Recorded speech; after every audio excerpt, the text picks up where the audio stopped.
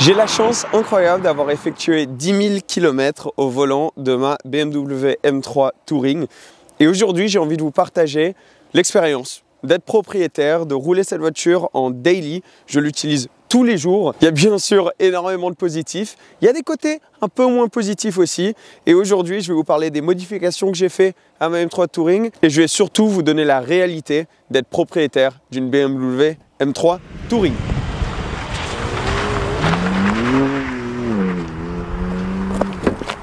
Il s'est mis à pleuvoir d'un coup la famille, donc on va faire la plupart de cette vidéo dans la voiture, mais bon, c'est le but, c'est où je passe tout mon temps. Allez, on la démarre.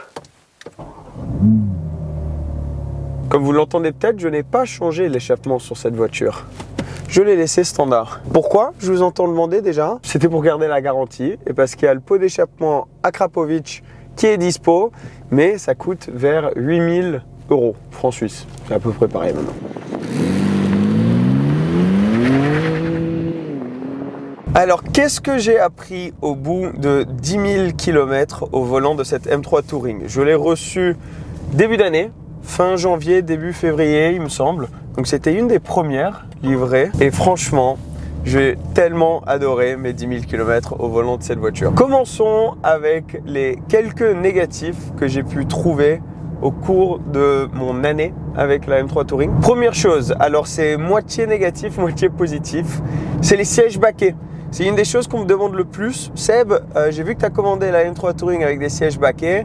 Moi, j'en ai commandé une. Est-ce que c'est une bonne idée? Est-ce que ça vaut la peine? Ou est-ce que, en fait, c'est pas confortable du tout? Bon, bah, la réponse, c'est vraiment que j'adore ces sièges. Ils sont super, ils te tiennent tellement bien, ils sont confortables sur des longs trajets. Même si c'est des sièges en carbone, des baquets carbone, franchement, au bout de 5-6 heures de route, j'ai fait plusieurs fois Monaco-Genève sans souci dans ces sièges. Mais le point négatif, parce que pour avoir tous positifs, ça veut dire qu'ils sont sacrément sportifs dans leur forme. Ça vient avec du négatif. À chaque fois que tu rentres et que tu sors de la voiture, tu te frottes contre le côté, que ce soit sur le côté bas ou le côté haut du siège, tu te frottes. Et ça veut dire que rapidement, au bout de 5000 km, il y a déjà des vraies traces d'usure sur le cuir ou l'alcantara, ça dépend de la config, sur le côté juste là. Alors moi, j'ai mis un petit quelque chose pour protéger justement le siège quand je rentre et que je sors.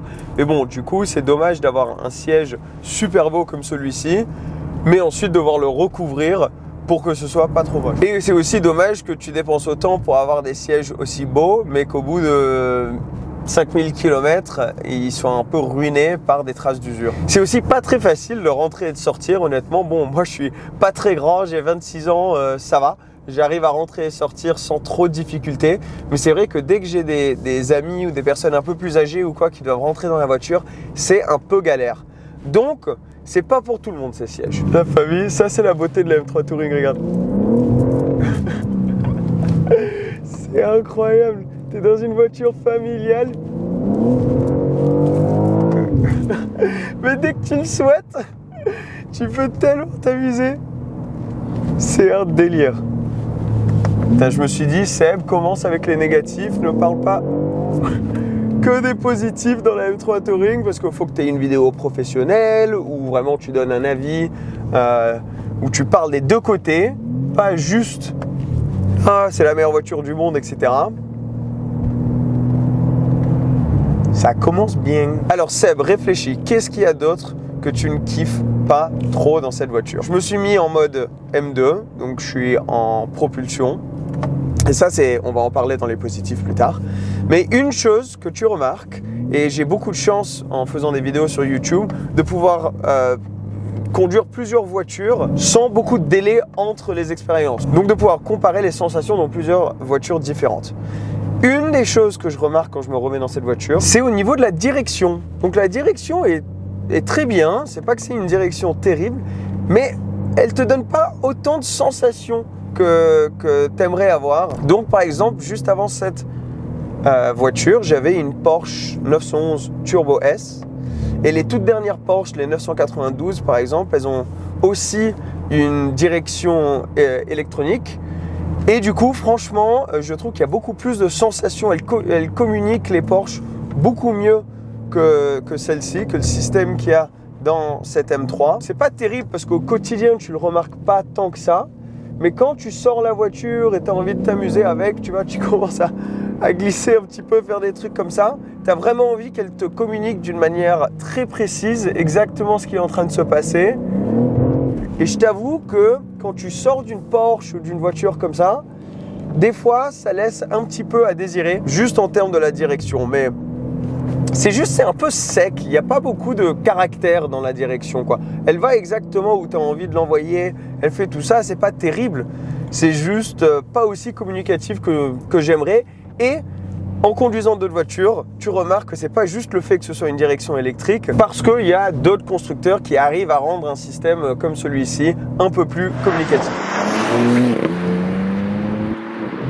Bon, l'échappement, c'est peut-être un autre truc qui est pas ouf. Elle fait un beau bruit, mais rien de spécial, tu vois. C'est pas comme les E92 avec le V8, etc. Donc ça, c'est peut-être un truc qu'on pourrait mettre aussi dans les côtés un peu moins positifs.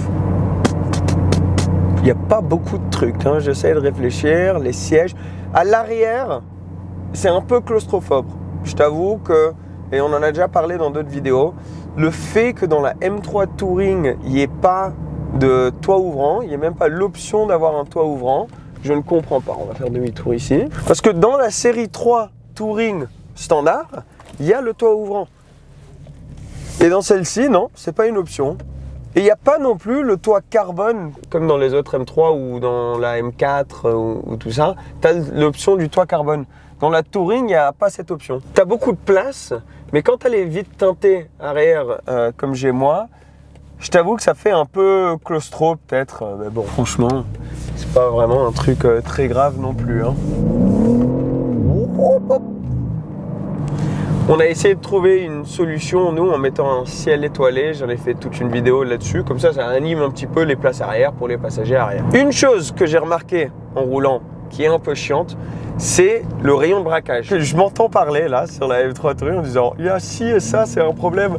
Mais franchement, c'est parce que quand tu fais une vidéo comme ça sous 10 000 km, tu as envie de pas juste être là en mode ouais, c'est la meilleure voiture du monde, j'ai rien remarqué de négatif. Parce que j'ai envie de garder cette vidéo quand même réaliste. Aucune voiture est complètement parfaite, donc on va trouver des petits trucs par-ci par-là. Mais bon, vous allez comprendre dans la deuxième partie de cette vidéo, quand je vous parle de tous les positifs, que je suis tellement content avec cette voiture. Et quand je vous parle des négatifs, c'est vraiment des petits trucs pour dire que j'ai remarqué comme ça. Alors une chose, c'est le rayon de braquage. Le rayon de braquage, ça m'a étonné, parce que une série 3, c'est vraiment une voiture tellement populaire. Rayon de braquage, pas ouf. Donc je me retrouve chez moi par exemple, il y a un virage pour rentrer. Quasi toutes les voitures, je peux rentrer en un coup. Et avec celle-ci, je dois quand même, j'arrive à le faire, mais ça passe juste. Et souvent, je dois quand même faire une petite marche arrière, etc. Et donc ça, c'est pas... Voilà, de temps en temps, tu te retrouves dans des parkings serrés ou des trucs comme ça. C'est pas une petite voiture, même si c'est que la série 3. C'est pas une toute petite voiture. Bon, je pense qu'on a fini sur les négatifs, non? C'est un peu chiant. On peut parler des positifs maintenant, parce que c'est beaucoup plus fun. Positif. Bah ça, déjà, la conduite de la voiture. Alors, exemple parfait. Là, on était en 4 roues, Là, on était en 2 roues motrices. Là, je peux changer et me mettre en 4 roues. On est sur une route un peu mouillée. Et d'un coup, tu as une voiture qui a tellement d'adhérence. C'est impressionnant. Donc franchement, regarde, là, je suis en descente sur une route mouillée. Et l'avant, juste il grippe. Et elle te permet, franchement, sur des petites routes comme ça, de conduire tellement vite, c'est effrayant. Il n'y a aucune raison d'avoir un daily ou une voiture pratique qui a autant de performance que celle-ci. Et autant de performance que tu arrives à accéder, tu vois. Parce que la voiture, à travers sa boîte de vitesse, à travers le moteur, qui a quand même pas mal de couple, et le grip avant, sur des petites routes comme ça, franchement, tu n'as aucun problème, si tu es en convoi, de rester avec toutes les supercars. Limite, tu vas plus vite avec ça que dans les supercars parce qu'elle arrive à rendre tellement accessible toute la performance. Plus de 500 chevaux, c'est... Genre là, je vais trop vite. Je vais directement, c'est toi qui n'arrives pas à suivre la voiture. Mais si tu veux, tu sors des boutons M1 et d'un coup, tu te mets en auto et tu as un daily tellement polyvalent. Donc j'en ai parlé dans mes premières vidéos que j'ai fait avec cette voiture, à quel point c'était une voiture que tu pouvais rouler facilement, etc. Mais maintenant, en ayant vécu avec la caisse, je comprends vraiment à quel point elle est polyvalente. Donc quand je dis que tu peux la rouler comme ça tranquillou, d'un coup cette direction qui, quand tu as envie de rouler fort, a pas beaucoup de sensations, en ville, très légère. Et t'as pas envie de tout ressentir nécessairement quand tu es en ville, etc. Toutes les petites bosses, tu as envie d'être tranquille. Donc en ville, cette direction se prête assez bien. Les freins sont très puissants quand tu roules vite, mais en ville, c'est pas... Moi, j'ai pas les céramiques, donc j'ai pas testé encore avec les céramiques.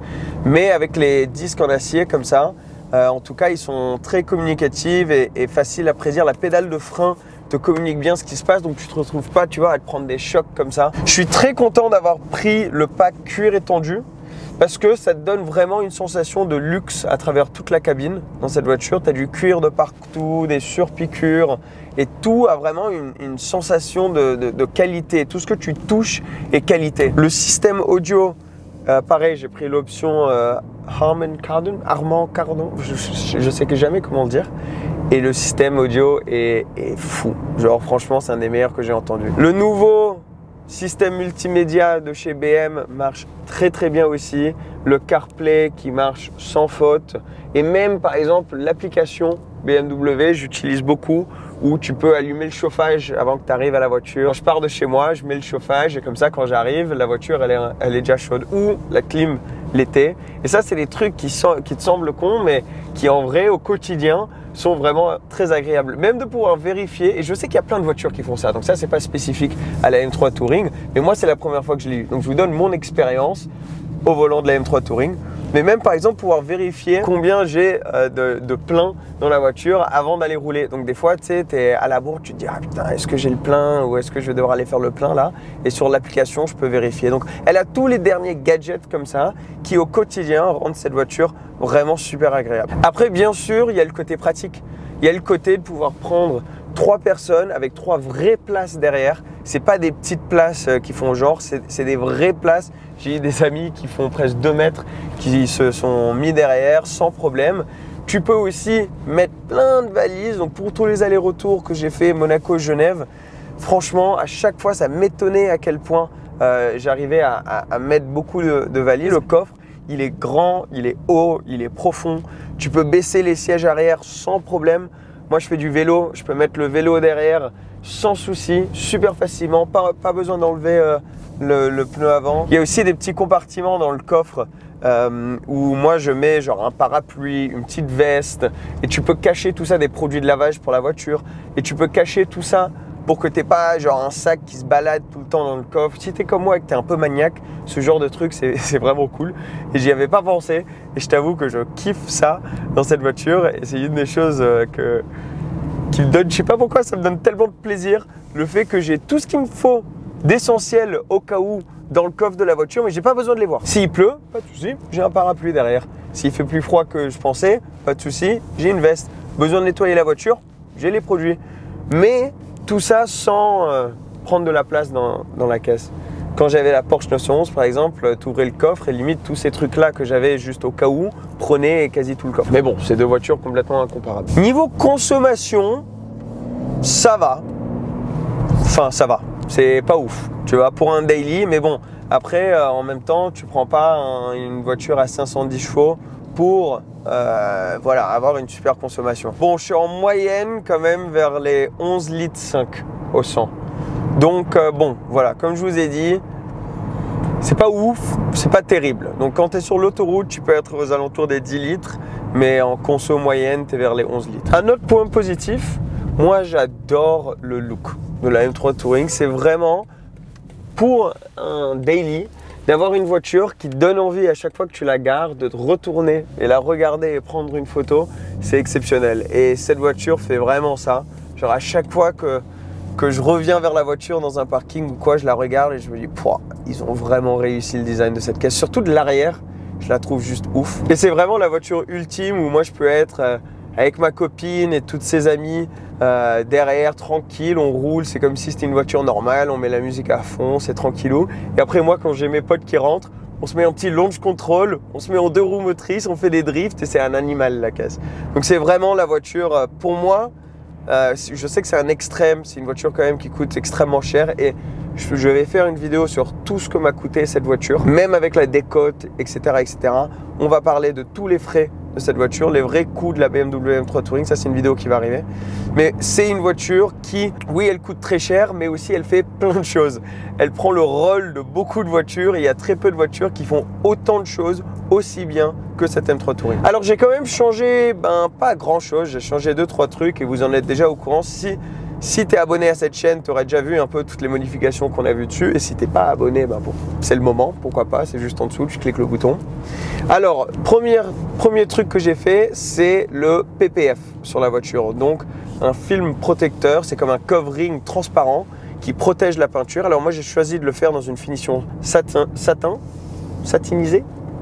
Bon, bref. Et donc ça donne un effet mat en gros sur la voiture. Donc ça me permettait de ne pas devoir prendre l'option Frozen Black de chez BMW et ça me coûtait moins cher. Et au final j'avais la même finition et à la revente, si j'ai envie de la revendre en métallique, je peux.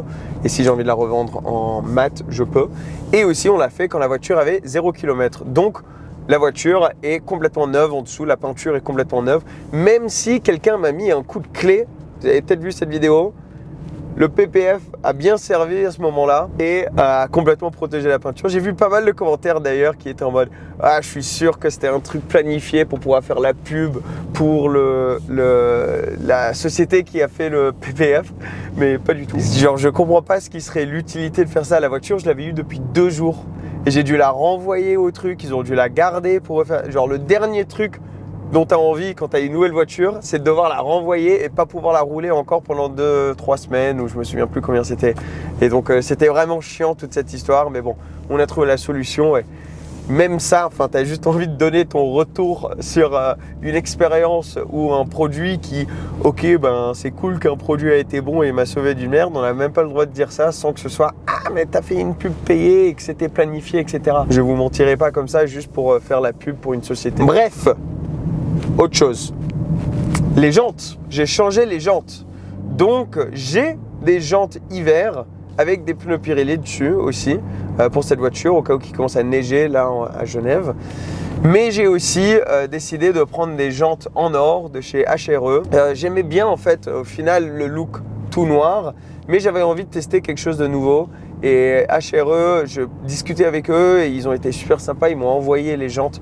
Donc j'ai eu la chance de pouvoir avoir une paire de jantes facilement et gratuitement, donc ça c'était vraiment ouf, je les remercie encore. Et du coup les mettre sur la voiture et je trouve que ça donne un look encore plus méchant et juste un peu plus exotique, tu vois. Avant c'était, bon, si tu t'y connais, tu remarques que c'est une M3 bien sûr parce qu'il y a un look particulier, mais avec les jantes refaites, là tu voyais vraiment que c'était une voiture vraiment spéciale et que ça mettait plus en avant les 510 chevaux, tu vois. Donc ça je les kiffe et aussi je trouve que comme elles sont un peu plus grosses, ça complète un peu plus le look de la voiture. Et du coup le ciel étoilé dont on a parlé. Et je crois que c'est tout. Donc c'est des petites modifications comme ça parce que franchement la voiture, quand elle est arrivée, elle était quasi parfaite. Déjà j'ai eu la chance de pouvoir faire la config moi-même. Ce rouge, je trouve encore une fois, c'est un autre truc qui juste te rappelle que tu es dans une M3 quand même. J'hésitais de faire un intérieur complètement full noir, mais je me suis dit, bon, c'est quand même dommage, quoi. Tu as une M3 Touring, tu as envie d'avoir un truc qui a un peu de peps. Donc ça, je suis très content de l'avoir fait. Voilà, là. Les freins. Alors oui, la voiture, elle freine très bien aussi. Ça, c'est un truc... Quand tu la conduis, tu vois, là, enfin, je suis sur route mouillée. Et quand je la laisse, vous m'avez vu galérer dans tous les sens en 2 roues motrices avant, mais quand tu la laisses en 4 roues motrices, c'est incroyable à quel point elle arrive à te donner la puissance comme ça. Bref, les freins sont super impressionnants. Ils ont fait une masterclass avec ces freins. Parce que c'est pas une voiture légère quand même.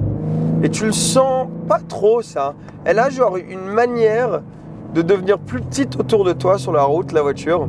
Donc, par exemple, quand tu la compares au RS6, et j'ai fait une vidéo en testant la dernière RS6 Performance, et quand je conduisais la RS6, c'est très impressionnant. La voiture est super impressionnante, bien sûr, mais tu es plus au courant du poids et du gabarit de la caisse. Même si elle n'est pas beaucoup plus grosse que cette voiture, et elle pèse pas tant de plus.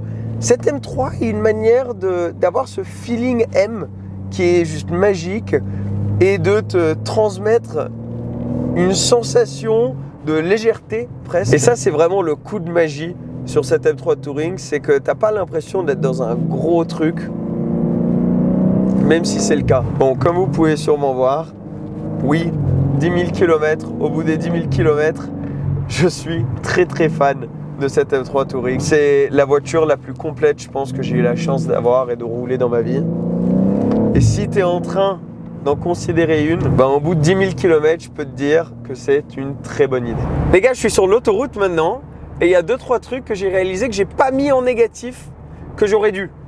Enfin, j'aurais dû. Vous allez voir, c'est vraiment des petits trucs. Hein. La sensation des palettes au volant, peut-être pas digne du prix de cette voiture. Quand même, une M3, maintenant, une M3 Touring, c'est plus de 100 000 euros. T'imagines? Bien plus de 100 000 euros, une fois configurée aussi. Et donc, là, même si c'est en finition carbone, je les trouve très beaux avec le rouge, parce que ça va bien avec l'intérieur rouge. Je sais pas si vous entendez, mais ça fait un peu plastoc, je t'avoue. Tu peux modifier, c'est peut-être une modification que je devrais faire sur la voiture. Mais ouais, ça fait un peu plastoc.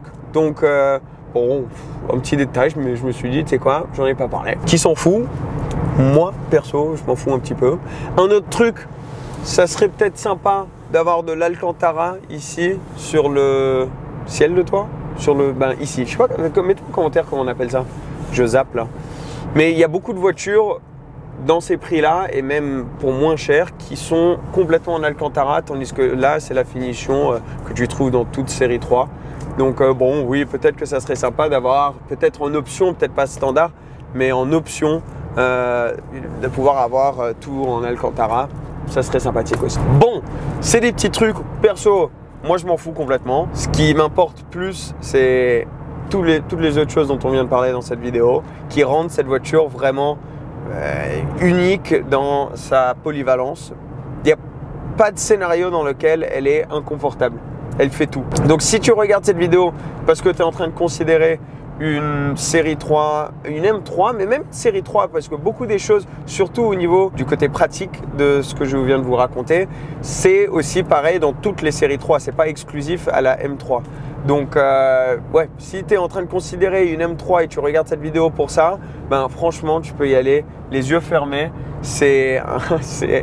Bonjour madame. Voilà, je me devais de vous faire cette petite vidéo au bout de 10 000 km pour vous donner l'expérience. Comment est-ce que c'est vraiment une BMW M3 Touring? Est-ce que la hype en vaut la peine? Est-ce que tout ce bruit autour de la M3 Touring, la fameuse M3 Touring, tout le monde adore la M3 Touring, c'est justifié? En tout cas, de mon point de vue, complètement. J'espère que tu as kiffé la vidéo. N'hésite pas à t'abonner si tu veux voir plus de vidéos sur la M3 Touring. Je vais mettre le lien à une playlist qui a beaucoup de vidéos avec cette voiture. J'ai plein d'autres projets assez sympas en route, donc n'hésite pas de rejoindre la famille. Merci beaucoup en tout cas pour ton soutien et je te dis à la prochaine. Ciao, ciao!